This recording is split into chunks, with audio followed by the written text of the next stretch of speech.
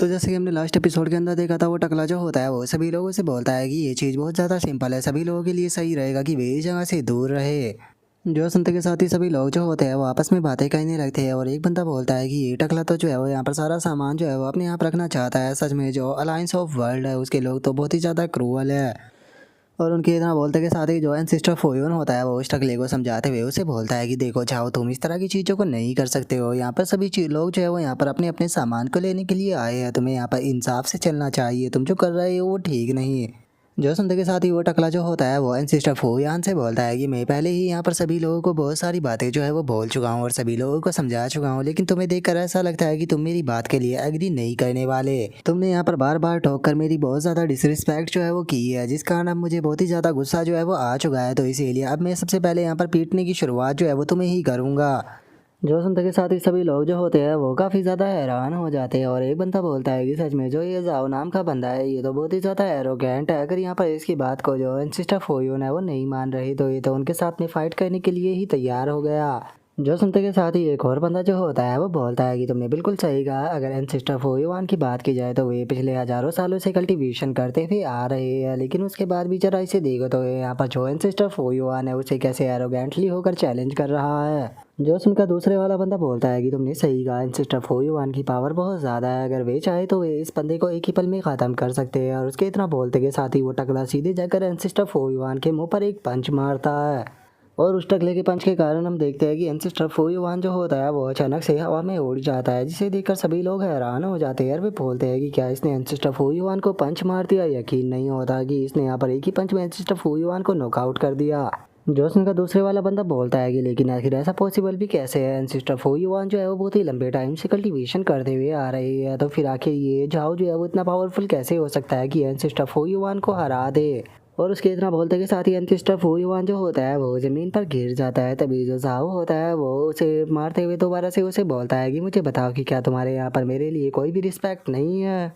जो सुनते के साथ ही एंसेस्टर फोयोवान जो होते हैं वो बहुत ही ज़्यादा शांत होकर उसे बोलते हैं कि जाओ ये वर्ल्ड जो है वो बहुत ज़्यादा खूबसूरत है अगर तुम इसे देखना चाहो तो, लेकिन उसके बाद भी आखिर तुम इतने ज़्यादा वायलेंट क्यों हो। जो सुनकर वो टकला जो होता है वो गुस्से में एंसेस्टर फोयोवान से बोलता है कि क्या तुम्हें ये वायलेंट लग रहा है। ठीक है तो चलो फिर मैं अब तुम्हें दिखाऊंगा कि असली वायलेंट जो है वो क्या होता है। अब तुम तैयार हो जाओ। और इतना बोलते के साथ ही वो टकला जो होता है वो एंसेस्टर फोयोवान को बहुत ही बुरी तरह से पीटना स्टार्ट कर देता है, जहाँ पर कि एंसेस्टर फोयोवान के दोनों गालों पर धड़ाधड़ कर रैपट लगा रहा होता है। जिसके अब हम कुछ टाइम बाद का सीन देखते हैं, जहाँ पर कि एंसेस्टर फोयोवान को जमीन पर गिराकर उसके ऊपर पैर रख लेता है। और एंसेस्टर फोयोवान के साथ में ऐसा करने के बाद में वो टकला गुस्से में चिल्लाते हुए एंसेस्टर फोयोवान से बोलता है कि जरा देखो तो तुम्हारे पास में इतनी भी पावर नहीं है कि तुम मेरे साथ में फाइट बैक कर सको, लेकिन उसके बाद भी तुम खुद को एंसेस्टर कहलवा रहे हो। क्या सच में तुम इस लायक भी होगे तुम खुद को एंसेस्टर कहलवा सको। जो सुनकर एक बंदा जो होता है वो चिल्लाते हुए बोलता है कि एंसेस्टर फोयोवान आप इस बंदे को ऐसे यहाँ पर जीतने नहीं दे सकते हो, आपको इसे हराना होगा। तभी दूसरा बंदा बोलता है कि डैमेट लगता है कि जो एंसेस्टर फोयोवान है वो फाइट बैक ही करना नहीं चाहते हैं, नहीं तो ऐसा हो ही नहीं सकता था कि ये इन्हें इतनी आसानी से हरा दे। और उसके इतना बोलते के साथ ही जो क्रेजी स्वॉर्ड मैन होता है वो चैन से बोलता है कि यंग मास्टर ये बात तो क्लियर है कि जो एंसेस्टर फोयोवान है वो बहुत ही ज़्यादा डीप कल्टीवेशन को रख रहा है, लेकिन उसके बाद भी आखिर ऐसा कैसे हो सकता है कि वो इतनी ज़्यादा ह्यूमिलेशन को झेले। जो सुनते के साथ ही लो चैन जो होता है वो क्रेजी स्वॉर्ड मैन को बताता है कि उसने अच्छाई को कल्टीवेट किया है, जिस कारण वो अच्छाई से बंधा हुआ है। अगर उसने यहाँ पर अपना जो एक्शन है उसे लिया तो वो यहाँ पर अपने पुराने जो सभी एफर्ट थे उन सभी को बर्बाद कर देगा। जो सुनते के साथ ही क्रेजी स्वॉर्ड मैन जो होता है वो भी थोड़ा सोचने लगता है और सोचते हुए बोलता है कि क्या अच्छाई को कल्टीवेट किया है। इस तरह की चीज़ को मैंने आज से पहले कभी भी नहीं सुना, क्या सच में इस तरह की चीज़ को भी किया जा सकता है।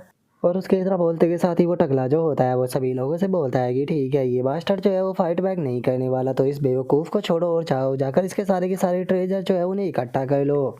और उसके इतना बोलते के साथ ही जो एंसेस्टर फोयोवान होता है वो गुस्से में उन लोगों से बोलता है कि तुम सभी लोग ये बहुत हो गया, अब इस चीज़ को यही कि यहीं पर ही बंद करो। जो सुनते के साथ ही वो टकला जो होता है वो अचानक से एंसेस्टर फोयोवान जो होता है उसकी तरफ थूक देता है, जिसका उसका सारा थूक जो होता है वो सीधे जाकर एंसेस्टर फोयोवान के चेहरे पर गिरता है, जिसे देखकर एक बंदे को बहुत ज़्यादा गुस्सा आता है। और गुस्से में बोलता है कि डैमिट मैं अब और ज़्यादा इस चीज़ को नहीं सह सकता, अगर मेरी कल्टीवेशन वीक ना होती तो मैं खुद जाकर इस टकले को यहाँ पर सबक सिखाता। जो सुनकर दूसरा बंदा जो होता है वो बोलता है कि मेरे पास में इतनी पावर है कि मैं इस टकले को अच्छे से सबक सिखा सकता हूँ, लेकिन डर है अलायंस ऑफ वर्ल्ड का। अलायंस ऑफ वर्ल्ड बहुत ज़्यादा पावरफुल है, मैं उसका अकेला सामना नहीं कर सकता। और उसके इतना बोलते के साथ ही वो टकला जो होता है वो सिस्टर फो युआन से बोलता है कि तुम बेवकूफ़ कहीं के, क्या सच में तुम्हें ऐसा लगता है कि तुम्हारे अंदर इतनी हिम्मत भी है कि तुम मुझे टच कर सको? मुझे तो ऐसा नहीं लगता कि सच में तुम्हारे अंदर इतनी हिम्मत है। जो सुनते के साथ ही उस टकले का एक और साथी जो होता है वो जोर जोर से हंसने लगता है। रास्ते में बोलता है कि सच में ये ओल्ड मैन तो बिल्कुल एक कुत्ते की तरह है। तभी दूसरा बंदा बोलता है कि कुत्ता नहीं, ये एक पागल कुत्ता है जो कि बहुत ही ज़्यादा डरपोक है। और उसके इतना बोलते के साथ ही वो टकला जो होता है वो एंसिस्टर फोयुआन को मारना शुरू कर देता है और उसे मारते हुए बोलता है कि बेवकूफ़ कहीं कि अगर तुम्हारे अंदर हिम्मत है तो फिर तुम मुझे मारते क्यों नहीं हो? जो सुनते के साथ ही एंसिस्टर फोयुआन जो होता है वो चिल्लाते हुए उस टकले से बोलता है कि मुझे बताओ कि आखिर तुम लोग जो है वो मुझे इस तरह से ट्रीट क्यों कर रही हो? और उसके इतना बोलते के साथ ही जो वो चैन होता है वो उसे बोलता है कि मैं अब इस चीज़ को और ज़्यादा सहन जो है वो नहीं कर सकता हूँ, इसीलिए तुम्हें भी अब और ज़्यादा सहन करने की कोई भी ज़रूरत नहीं है। और उसके इतना बोलते के साथ ही हम देखते हैं कि एंसेस्टर फोयुआन जो होता है वो भी अब खड़ा हो जाता है और खड़ा होते हुए बोलता है कि अब मुझे और ज़्यादा सहन करने की कोई ज़रूरत नहीं है। और अब एंसेस्टर फोयुआन को उठता हुआ देखकर वो टकला उनके ऊपर अटैक करते हुए बोलता है कि क्या तुम्हारे अंदर अभी भी इतनी हिम्मत बची हुई है कि तुम मेरे सामने खड़े हो रहे हो? और इतना बोलते ही वो टकला एंसेस्टर फोयुआन की तरफ अटैक करने के लिए जाने लगता है। और एंसेस्टर फोयुआन जो होता है वो चिल्लाते हुए बोलता है कि अब मैं और ज़्यादा नहीं सहूँगा। और इधर उसके इतना बोलते ही जैसे ही वो टकला एंसेस्टर फोयुआन के ऊपर अटैक को करता है तो एंसेस्टर फोयुआन उस जगह से गायब हो जाता है, जिसे देखने के बाद में वो टकला भी काफ़ी ज़्यादा हैरान हो जाता है। और अब इस चीज़ को देखने के बाद में वो टकला भी काफ़ी ज़्यादा घबराने लगता है और वो घबराते हुए बोलता है कि ये ओल्ड बास्टर्ड जो था वो हमें इतनी देर से बस बेवकूफ़ बना रहा था। ये वो ओल्ड मैन जो है वो बहुत ज़्यादा पावरफुल है। और उसके इतना बोलते के साथ ही एंसेस्टर फोयुआन जो होते हैं वो अपने पाम को बनाते हुए उससे बोलते हैं कि तुमने अपनी सारी की सारी हदें जो थी वो यहाँ पर पार कर दी है, तो इसीलिए अब मैं बिल्कुल भी नहीं सहूँगा। और इतना बोलते ही एंसेस्टर फोयुआन जो होते हैं वो उस टकले के ऊपर अटैक करने के लिए आने लगते हैं। और अब इस चीज़ को देखते के साथ ही वो टकला घबराते हुए अपनी आंखों को बंद कर लेता है और चिल्लाते हुए बोलता है कि प्लीज़ प्लीज़ मुझे मत मारो। और उसके इतना बोलते के साथ ही हम देखते हैं कि कुछ टाइम बीत जाता है लेकिन उस टकले को कोई भी अटैक नहीं टकराता। और अब जैसे ही वो टकला अपनी आंखों को खोलता है तो पता लगता है कि जो एंसेस्टर फोयुआन है उसने उसके ऊपर अपने अटैक को नहीं किया, बल्कि एन मौके पर उसने अपना अटैक जो था उसे रोक लिया था। और अगर गाइस आप समझ नहीं पाए हो कि जो एंसेस्टर फोयुआन है वो अटैक को क्यों नहीं कर रहा है, तो मैं आपको नॉर्मल शब्दों में समझाता हूँ। जो ये एंसेस्टर फोयुआन है ये अच्छाई को कल्टीवेट करता है, एक तरह से ये बस अच्छाई के रास्ते पर चलता है।